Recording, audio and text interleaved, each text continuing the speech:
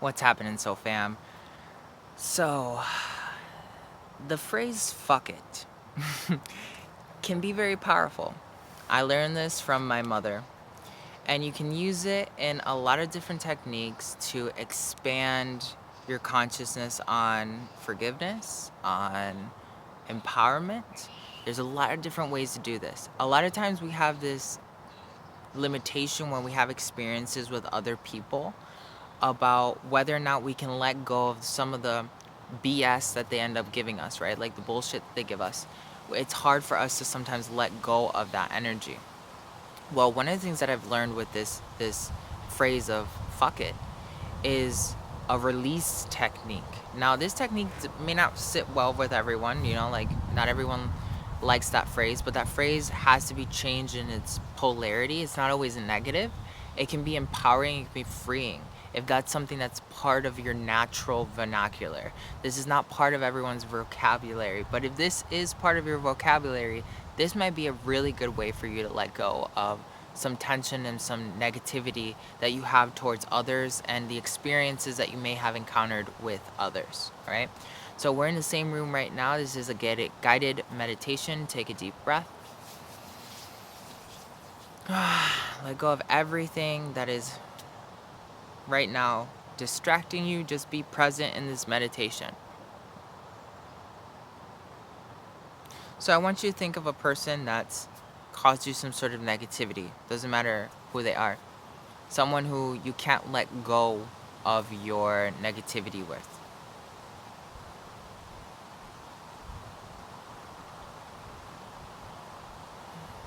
As you think of that person, I want you to see a bubble around that person. This bubble is going to be their own little personal universe. You're then going to see yourself outside of that bubble. And you're going to see a bubble around you. And this bubble is your personal universe. When you and this person came together, both of your bubbles were overlapping, right? So you could have a shared experience.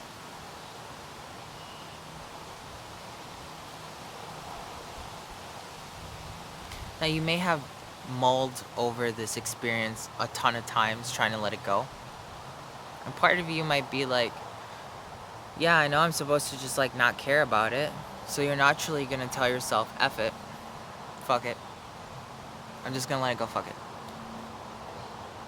But as you do that, sometimes that memory wants to cling onto you. And it wants to stay in your vicinity. And you're just like, I'm gonna push you away, I'm gonna push you away, I'm gonna push you away. F it, F it, F it, F it, F it, F it, F it. You can work that into your system, but you're gonna push that far away. It's eventually gonna come back. So let's look at the two bubbles. When you guys separate your bubbles apart, you have your whole little radius in your bubble, and they have their whole little radius in their bubble. It is when you two came together that there was a bubble interference that created a salty experience with this person. If we separate the two bubbles, this person's personal universe is not something that you can fully comprehend because you were focused on your personal universe. So there's two personal universes going on right now. Do you know every limitation, every experience, everything that took place in their personal universe, detail for detail, like you experienced it yourself? Do you know all those limitations in their reality? Were you there firsthand? Were you in their thoughts, being able to comprehend what was going through their mind so that they were creating their own personal universe that when it came into contact with yours, boof, created this disturbance?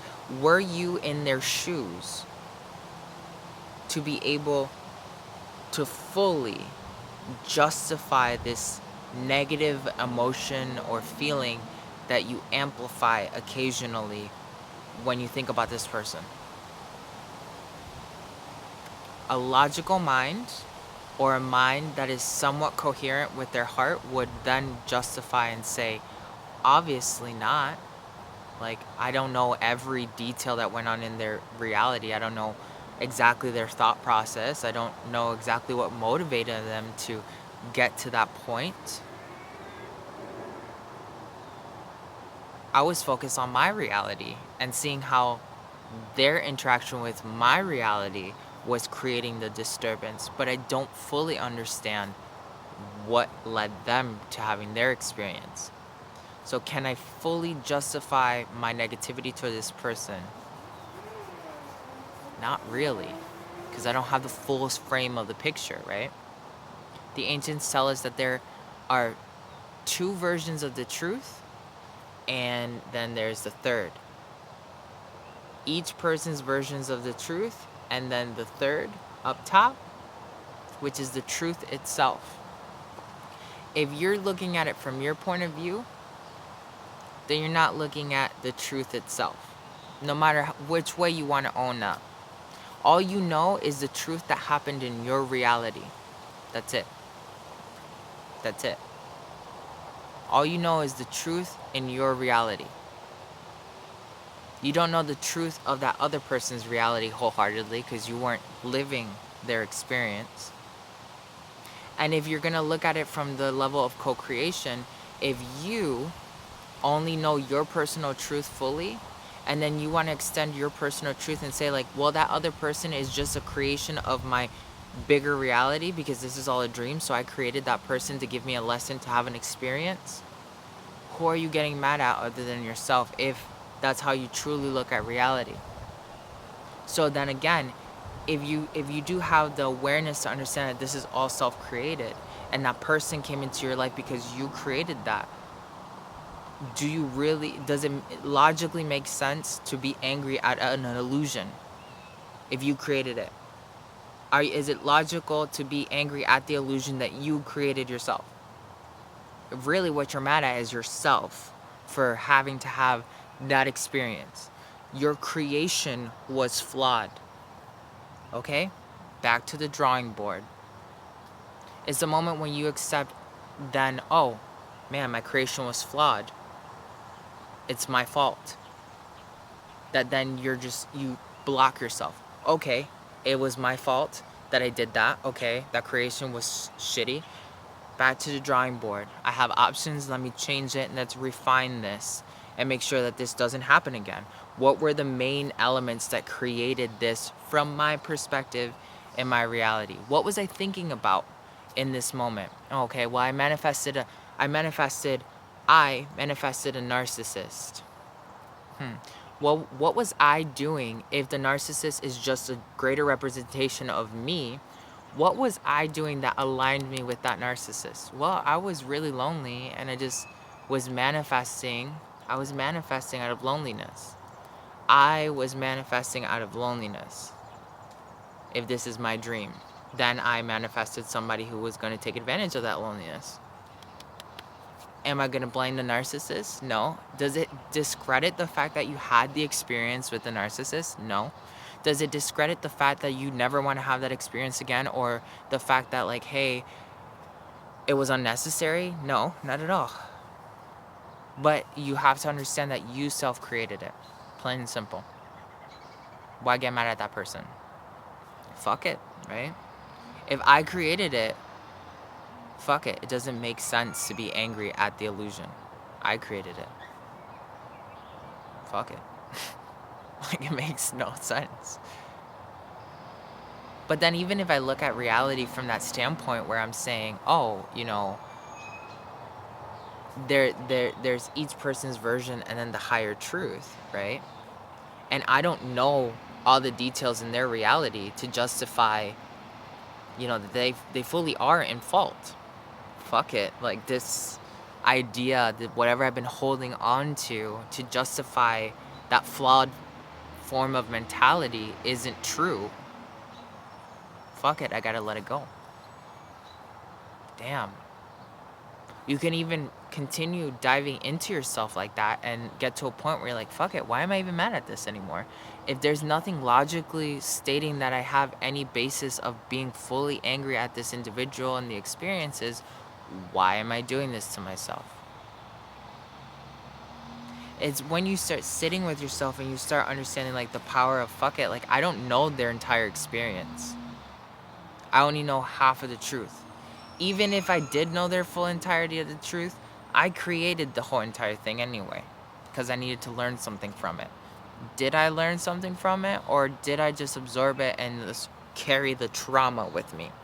If I carried the trauma with me, guaranteed, I promise you, it's gonna happen again.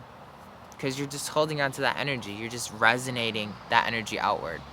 If you're a magnet based off of the law of attraction, that's all you're going to get back. You're holding on to resentment, you're going to have something show up to reinforce the reason why you need to hold on to that resentment or that program of resentment itself. If you put yourself in this position of understanding, okay, this energy existed in me, I'm going to decipher it with my logistics. If I do wholeheartedly understand that something is flawed, why am I going to hold on to it? The logical mind likes to play this game with you, okay, where it states that there's some certain things that are logical and other things that are illogical. But every illogical thing is logical at the end of the day. And that's what the logical mind does not want you to understand. That every illogicality is logical to some degree. Always. Because that's the rule of the universe, right? Everything has its polar opposite. So you literally have to put yourself in this position of understanding that, if I can logically understand that a math problem was wrong and accept that, that should be the same level of training that you put to any aspect of your reality where you're like, oh, hey, like I realize that this form of thinking is not logical based off of what I know about reality. So I'm gonna just, okay, it's wrong. It's a wrong answer. I have to like accept that, right? If you've at one point in your life been proven that your methodology is wrong and you've been able to accept that and say, hey, okay, like I have to change the way I'm thinking to get to the next level, then you should be able to do that with your emotions, because you already have that registry of that emotion saying that you can let go of this easily. That's pretty much how it works when it comes to your understanding. Fuck it. I don't have all the pieces of information, so can I logically make a conclusion that justifies this experience? No? Fuck it. Then my perception of reality has been flawed to some degree. That flaw has been causing me a ton of stress, whether it's resentment or negativity or whatever. I don't need it anymore. Fuck it, it's wrong. Like, back to the drawing board. That's it. Once you do that, you will find a way to expand beyond your reality in a way that you've never even thought possible. Like, a lot of people think transformation has to be complicated. Transformation just has to be active. You can't transform last Sunday and next Sunday you're going to transform. You could do that, but that's based in time.